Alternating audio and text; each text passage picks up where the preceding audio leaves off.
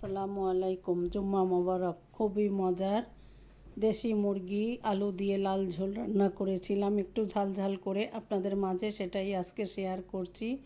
কেটে ধুয়ে পরিষ্কার করে নিয়ে মুরগিটা রেখে এবার এখানে আমি আলু কেটে নিয়েছি, বড় দুইটা লাল আলু নিয়েছি। এখানে নিয়ে চুলায় একটা পাত্র দিয়ে এখানে আমি তেল দিয়ে দিয়েছি, পরিমাণ মতো তেল দিয়ে এবার আলুটাকে একটু লাল করে রান্না করব। আলুটাকে একটু ভেজে নিয়ে রান্না করলে মুরগিটায় কিন্তু অন্যরকম একটা স্বাদ অ্যাড হয়। এখানে আমি স্বাদ মতো একটু লবণ আর হলুদের গুঁড়া 1/2 টেবিল চামচ দিয়ে তেলটা গরম হয়ে গেলে এপিট ওপিট করে খুব ভালো করে আলুটাকে একটু সময় নিয়ে ভেজে নিলাম। আর এখানে কেটে ধুয়ে এভাবে ছোট ছোট টুকরো করে পিস করে নিয়েছি।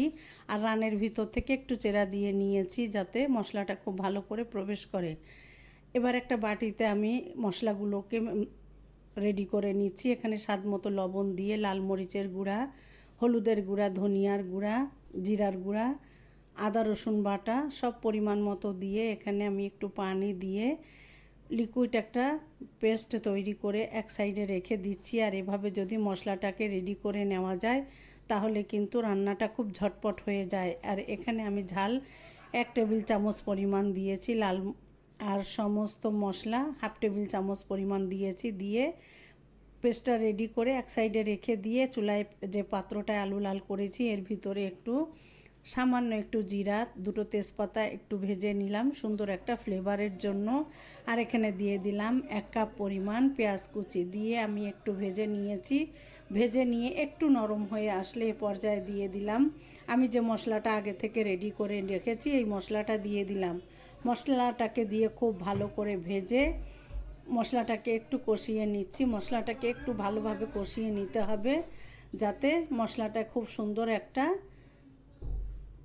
সুন্দর একটা ফ্লেভার অ্যাড হবে। আর এখানে মশলা থেকে তেল ফুটে ওঠা পর্যন্ত মশলাটাকে একটু পানি দিয়ে খুব ভালো করে কষিয়ে নিয়েছি।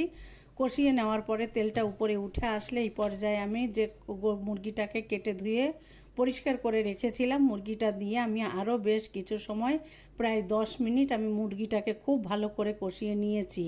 আর গরু বা মুরগি যেটাই রান্না করেন না কেন একটু কষিয়ে নিলে কিন্তু গায়ের পানিটা শুকিয়ে আসলে এভাবে কষিয়ে ঢাকনা দিয়ে অল্প সময় কষানোর পর ঢাকনাটা আবার খুলে আবার কিছু সময় কষিয়ে এইভাবে যদি রান্না করা হয় তাহলে গোশের স্বাদ কিন্তু অনেক গুণ বেড়ে যায়। 10 মিনিট মিডিয়াম আঁচে রেখে ঢাকনা দিয়ে জাল করে নিয়েছি। এতে মুরগির গায়ের পানিটাও যেমন শুকিয়ে এসেছে আর আমার মুরগিটাও কিন্তু অনেকটা সিদ্ধ হয়ে এসেছে। তেলটা উপরে উঠে আসলে আমি যে আগে থেকে যে আলুটাকে লাল করে রেখেছিলাম এ পর্যায়ে দিয়ে খুব ভালো করে নাড়াচাড়া করে কষিয়ে নিয়েছি। যেহেতু এই মুরগিটায় কিন্তু একটু ডিম হয়েছিল আর বেশ চর্বিও ছিল, তাতে আলু দিয়ে রান্না করলে এই মুরগিটা কিন্তু অনেক বেশি মজার হবে। এই পর্যায়ে খুব ভালো করে কষিয়ে নিয়ে এখানে কিন্তু আমি গরম পানি অ্যাড করেছি। আর এভাবে গরু বা মুরগিতে গরম পানিটা দিলে কিন্তু রান্নাটা অনেক বেশি দ্রুত যেমন হয়ে যায় আর স্বাদটাও কিন্তু একদম সুন্দর থাকে। এবার ঢাকনা দিয়ে প্রায় 15 থেকে 20 মিনিট মিডিয়াম আঁচে রেখে জাল করে নিয়েছি। 20 মিনিট পরে আমি ঢাকনা তুলে একদম লো হিটে জালটা রেখে আমি ঢাকনা দিয়ে রান্না করার পরে ঢাকনাটা তুলে একটু নাড়াচাড়া করে এখানে আমি গরম মশলা, ভাজা জিরার গুঁড়া, গোলমরিচের গুঁড়া দিয়ে ঢাকনা দিয়ে নামিয়ে আপনাদের একটু দেখিয়ে দিচ্ছি।